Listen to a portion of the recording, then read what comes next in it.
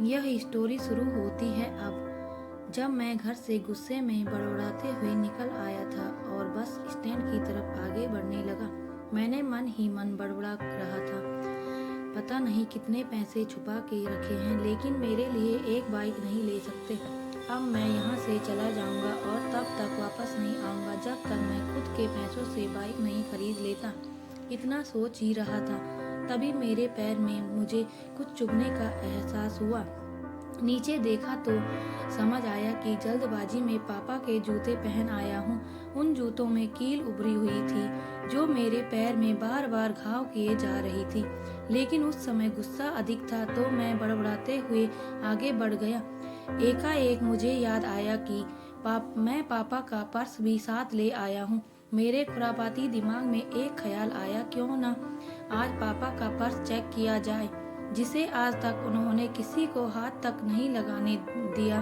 पता नहीं कौन सा खजाना छुपा है इस पर्स में जो किसी को हाथ नहीं लगाने देते थे। जब मैंने पापा का वह पुराना पर्स खोलकर देखा तो उसमें पैसे तो नहीं मिले, लेकिन पैसों की जगह एक डायरी रखी हुई थी। तब मैंने सोचा, ओह, तो यहाँ खजाना छुपा रखा है। मैं समझ रहा था कि यहाँ पापा ने लिखा होगा कि किससे कितने पैसे लेने हैं और किसको कितने पैसे दिए हैं, लेकिन मैं गलत था। जब मैंने उस छोटी सी डायरी का पहला पेज खोलकर देखा तो वहाँ पर जो लिखा था वह थोड़ा सीरियस कर देने वाला था। डायरी में जो लिखा था उसे पढ़ने के बाद मेरे चेहरे पर जो एक्सप्रेशन थे वह गायब हो चुके थे, क्योंकि डायरी में वैसा कुछ नहीं था जैसा मैं सोच रहा था। वहाँ पर उन पैसों का हिसाब लिखा हुआ था जो अलग अलग कामों के लिए अलग अलग लोगों से उधार लिए गए थे। उस लिस्ट में कंप्यूटर के नाम पर भी पैसे लिए गए थे। कुछ यूँ लिखा था, 50,000 बेटे के कंप्यूटर के लिए। यह वही कंप्यूटर था जिसे मैं आज तक यूज कर रहा हूँ, लेकिन मुझे यह पता नहीं था उस कंप्यूटर को खरीदने के लिए पैसे कहाँ से आए थे। लेकिन आज पता चल रहा है। मुझे आज भी याद है जब मैंने पहली बार कैमरे के लिए जिद की थी, जो मेरे पापा ने मुझे 2 हफ्ते पहले बाद मेरे बर्थडे पर ला कर दिया था, जिसे देखकर मैं बहुत खुश हुआ था। और मुझे खुश देखकर मुझसे कहीं ज़्यादा अगर कोई खुश था तो वह मेरे पापा थे। अब मेरे चेहरे से गुस्सा एकदम गायब हो चुका था। जब मैंने आगे का पन्ना पलटा तो वहाँ पर कुछ विशेष इच्छाएं लिखी हुई थी। पहली जो विश थी उसमें जो लिखा हुआ था, अच्छे जूते पहनना। यह बात मेरी कुछ समझ नहीं आई। तब मेरा पाँव अचानक सड़क पर भरे हुए पानी पर जा पड़ा और तभी मेरे पाँव में कुछ गीलापन होने का एहसास हुआ। जब मैंने जूता उतार कर देखा तो उसका तला टूटा हुआ था। यह देखकर मुझे डायरी में लिखी बात याद आ गई। तभी मुझे माँ पापा की कही बातें भी याद आ रही थी कि कैसे माँ जब कहा करती थी पापा से, अब तो जूते पुराने हो गए हैं, नए ले लीजिए, तो पापा अक्सर यह कहकर टाल दिया करते थे, जूते अभी और चलेंगे, अभी कुछ दिन पहले तो लिए थे। मुझे आज समझ आ रहा था कि कितने दिन और चलेंगे। साथ ही साथ यह भी समझ आ रहा था कि पापा पर्स को क्यों छुपा कर रखते थे।